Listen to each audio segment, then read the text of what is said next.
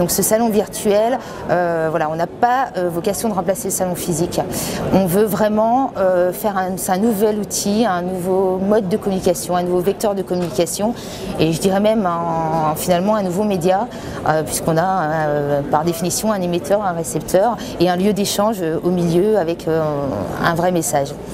Donc l'idée du salon virtuel de la franchise, c'est une plateforme en 3 dimensions et alors là on est très fiers de travailler avec une plateforme française pour le coup qui est Visimo 3D. Donc c'est des années de développement par des informaticiens qualifiés qui ont fait vraiment un outil formidable en 3 dimensions et donc c'est une entreprise qui est dirigée par Laurent Sobrevilla et on voudrait, on se base sur ce salon, sur cette plateforme pour faire venir des visiteurs qui vont rencontrer des franchiseurs en direct et la valeur ajoutée bien sûr c'est un chat, soit par écrit, soit par visioconférence et la possibilité pour le visiteur de pouvoir télécharger de la documentation, visionner des vidéos et rentrer en contact direct.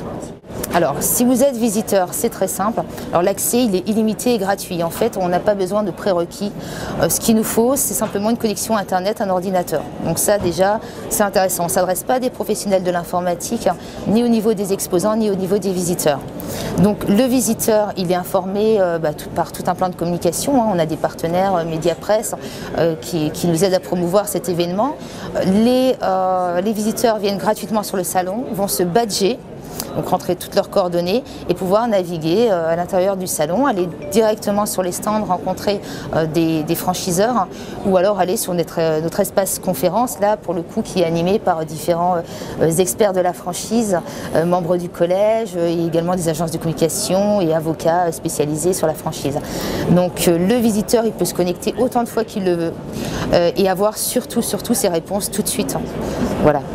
L'exposant maintenant, l'exposant il rentre sur le salon comme sur un salon physique, il a les mêmes fonctionnalités, c'est-à-dire le chat, ses documents, ses plaquettes de présentation, son argumentation et il va prendre finalement possession de son stand en back-office et comme sur un salon normal, réel, il va devoir sur son stand animer et interpeller le visiteur sur son stand pour générer de l'échange. Alors les avantages pour les exposants, ils sont nombreux.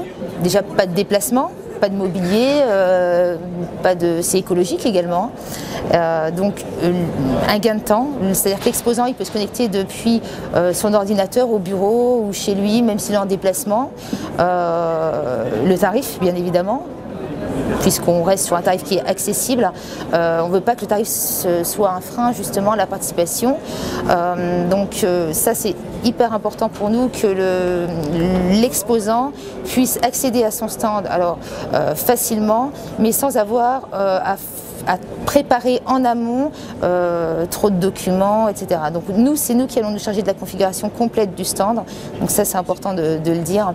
Et finalement il prend possession de son stand de clé en main et puis il va échanger. Le visiteur, l'intérêt c'est également ça, c'est qu'on touche tout le monde à l'échelle nationale. Ils peuvent venir sur le salon, peu importe leur emploi du temps, peu importe la distance, sans prendre le train, sans prendre l'avion, sans réserver de nuit d'hôtel. Donc en période de crise économique, je pense que c'est vraiment une solution, le salon virtuel. Alors, prochain rendez-vous 27 et 28 mai 2013 avec 2 jours de salon avec une nocturne. On s'est rendu compte qu'on avait eu beaucoup de connexions après 19 h finalement de gens qui sont en veille ou qui sont actifs tout simplement. Donc une nocturne le lundi 27 mai, fin du salon mardi 28 à 18 h. Et là aussi j'insiste parce que l'idée du salon, alors on voulait un salon vraiment qui soit inscrit dans le temps avec une date d'ouverture, une date de fermeture, sachant que on aurait pu faire un salon permanent, ouvert toute l'année, mais voilà, par définition un salon ça reste un événement. Nous c'est 2 jours pour échanger, pour se retrouver sur ce salon et donc voilà, 2e édition avec des belles enseignes. Sur la première édition qui a eu lieu en octobre l'année dernière, on a vraiment des enseignes connues et reconnues, de belles enseignes. Également des jeunes franchisés, des jeunes réseaux qui n'avaient pas les moyens humains et financiers d'aller sur de vrais salons. Et là, on pense vraiment doubler, on espère, hein, mettons-nous des objectifs ambitieux.